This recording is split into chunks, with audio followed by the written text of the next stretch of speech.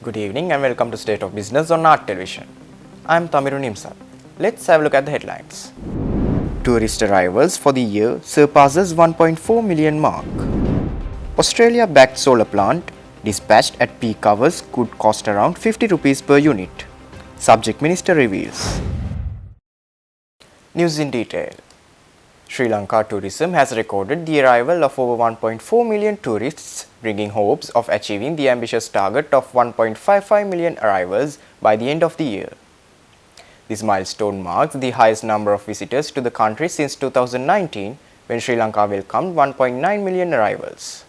In the first 21 days of December alone, Sri Lanka welcomed over 125,000 tourists, propelling the cumulative arrivals over the 1.4 million mark. The average daily arrivals have also seen a significant increase, reaching over 6,000 compared to November's figure of just over 5,000. The resumption of charter flights and regular cruise liners has played a pivotal role in boosting arrivals in December. Despite the progress, industry experts remain cautiously optimistic about reaching the ambitious monthly target of over 240,000 arrivals for December. India, Russia, the UK, Germany and Australia continue to lead the charts as the top 5 source markets for Sri Lanka in December. Energy Minister Kanchana Wijesekara says that an Australia-backed solar plant with a battery energy storage system which can be dispatched at night peak may cost around 48 to 49 rupees a unit. Minister Wijesekara, speaking to the journalists from the President's Media Centre, said that the Ceylon Electricity Board has to decide at what time to dispatch the plant. Minister Kanchana Wijesekara said that the importance of the solar plant comes in the night time when the whole country uses furnace oil and hydropower plants. He also pointed out that furnace oil costs about 65 to 70 rupees. If we compare that to LNG, it has been calculated 51 to 52 rupees. With a 700 megawatt solar plant on a lake with 1500 megawatts of storage was approved by the Cabinet of Ministers 2 weeks ago. Minister Wijesekara also added that battery storage will come from Sungrow, and the project has come under fire from opposition groups for not coming through competitive bidding. Minister Wijesekara said it came from expressions of interest called in September 2021, to which attracted 560 proposals and 136 were shortlisted. Minister said that officials have calculated at 48 to 49 rupees for discharging with battery storage, and it will financially advantageous and is good for the green economy and the environment. Negotiations took place for more than 2.5 years with a request for battery storage. Against the backdrop of the government's current push to privatize public enterprises and assets, trade unions are gearing up for comprehensive joint discussions this week.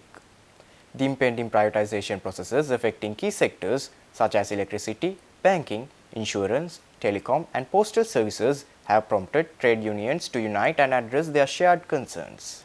In recent weeks, unions representing postal and telecom workers have staged strikes, and the latter continued its protest action last week. The joint discussions, scheduled for the 28th of December at the Postal Auditorium, aim to provide a platform for trade union leaders to voice their concerns and find common ground. The invitation for these discussions, jointly extended by various trade unions, highlights the adverse impact of state enterprise privatization on a significant number of citizens. There are concerns that this move could potentially force individuals out of the national market, raising questions about job security and working conditions. While acknowledging that there may be differing views on privatization within the country, trade unions collectively advocate for a unified and serious opposition to such a significant change. They emphasize the need for a democratic and consultative approach, calling for these discussions to ensure that the concerns of all stakeholders are adequately addressed. Stay tuned. We will return after this short commercial break.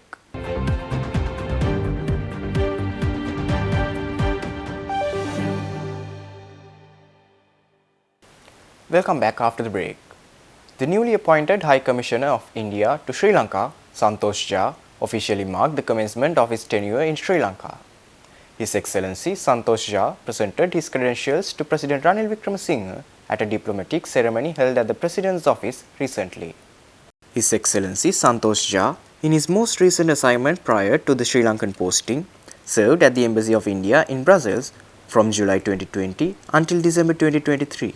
Santosh Jha have served as a member of negotiating teams for free trade agreements with Sri Lanka and the European Union respectively. As the new High Commissioner of India to Sri Lanka, Santosh Jha is poised to further foster cooperation and collaboration in various domains between the two countries. High Commissioner Jha conveyed his thoughts in the guest book of the President, highlighting the growth of ties in political, economic and security fields over the decades. He emphasized India's role as Sri Lanka's close neighbor, largest trade partner and a key development partner. The High Commissioner thanked President Wickremesinghe for the warm welcome and looked forward to constructive engagements in the future. Present at this occasion were Minister of Health and Industries Dr. Ramesh Pathirana, the current Acting Foreign Minister and President Secretary Saman Ekanayaka. President Ranil Wickremesinghe has appointed new secretaries to 10 ministries and assigned 2 chief secretaries to provinces taking effect from the 1st of January 2024. The Presidential Media Centre made this announcement via a statement recently.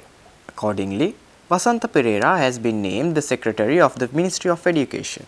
N.M. Ranasinghe will serve as the Secretary of the Ministry of Justice, Prisons and Constitutional Reforms. Additionally, Gunadasa Samarsinghe has been appointed as the Secretary of the Ministry of Wildlife and Forest Resources Conservation. Other key appointments include A.C. Mohammad Nafeel as the Secretary of the Ministry of Water Supply and Estate Infrastructure. W.P.P. Yasaratne will serve as the Secretary of the Ministry of Public Administration, Home Affairs, Provincial Councils and Local Government. Samandarshana Panikorala takes on the role of Secretary of the Ministry of Irrigation. Furthermore, President Wickremesinghe appointed B.K.P. Chandakirti as the Secretary to the Ministry of Environment. He appointed Dr. Sulaksha Jayawardena as the Secretary to the Ministry of Power and Energy. Further, Engineer Mr. Ranjit Rubasinghe will serve as the Secretary to the Ministry of Transport and Highways and Dr. Dharmashri Kumartunga as the Secretary to the Ministry of Technology. President Wickremesinghe also appointed R.M.W.S. Samaradivakara as the Chief Secretary of the North Central Province and S.L.D.K. Vijay Singha as the Chief Secretary of the Western Province. The Sri Lanka Podujana Peramuna General Secretary Sagar Karyavasam said that the party has laid out 10 critical conditions or goals for potential presidential aspirants under its mandate. He said that the party is considering several potential candidates and the final decision will be made based on the ability to deliver on the 10 preconditions set by the party hierarchy recently. Speculation has been rife about the SLPP's candidate for the next presidential election, with business leader and nationalist parliamentarian Dhammika Pereira being a prominent name. The SLPP hierarchy, led by former President Mahinda Rajapaksa, is set to decide on the party's final candidate. The decision is set to be made considering the plans presented by the aspirants to fulfill the 10 preconditions. Let's take a closer look at these conditions.